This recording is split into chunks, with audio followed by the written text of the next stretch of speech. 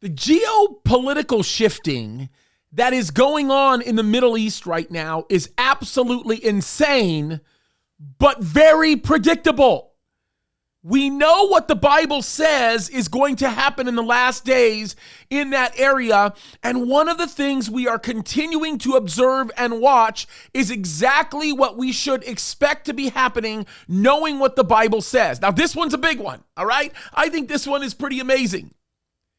It's come out over the last few days that the United States is pretty much upending its decade-long policy of condemning the Assad regime. Now, by the way, this had started in the Obama administration. We don't need to get into all the details associated with all of that. But for good reason, Assad in Syria was condemned. He was condemned because of the evils that he was actually doing, not only to citizens of Syria, but also to people all over the world, in essence, because of what he continued to host.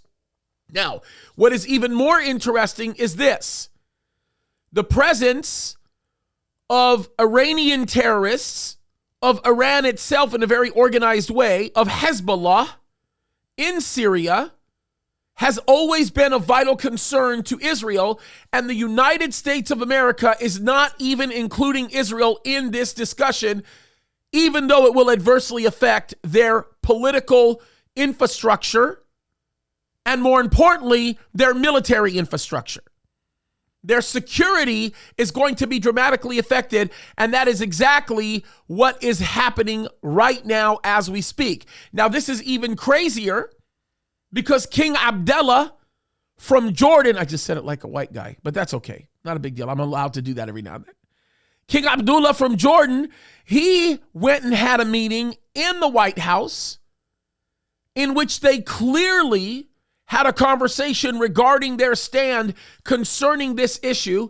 And Biden, for the most part, gave him permission to start engaging again with Syria.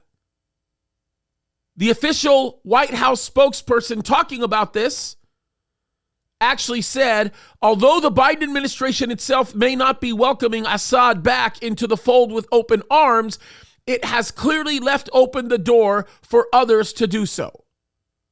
Again, as I said, we find evidence in the stand that the United States of America took with Assad with respect to Abdullah re-engaging in conversation with them. As a matter of fact, it's very interesting because for the first time in many years, Damascus was directly contacted by Jordan for the specific purpose of having a conversation.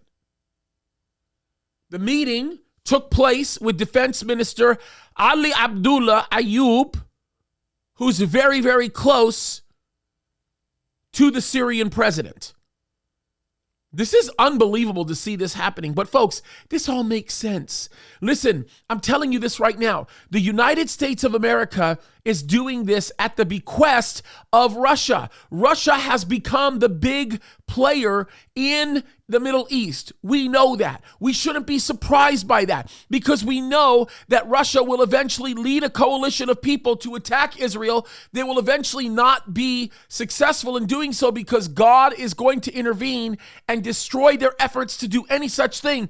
But we should not be surprised. Listen, I think the reason why the United States of America lifted this sort of unofficial kind of a sanction on Damascus is because they faced pressure from Russia and they literally capitulated to the desire of Russia so that Russia could now open up the door for unilateral action between other nations and Syria without consequence from the United States of America. Folks, all that to say, the United States of America is not the respected superpower anymore in the Middle East. Again, we knew that this would be the case. We knew that all nations that had any kind of superpower influence would become inconsequential. China is beginning to completely fall apart. I'm going to talk about that in a future couple of shows. I spoke about it in yesterday's live show. But things are changing, and they're changing exactly the way we expected them to change. Folks, think this through for a moment. Everything the Bible says would happen in these days are beginning to happen. I'm telling you, Jesus is coming soon. Open up your eyes. Pay attention to what's going on. Be watchful and remain sober as you do so. Jesus is coming soon. Folks, keep your eyes open and your head up. God bless you.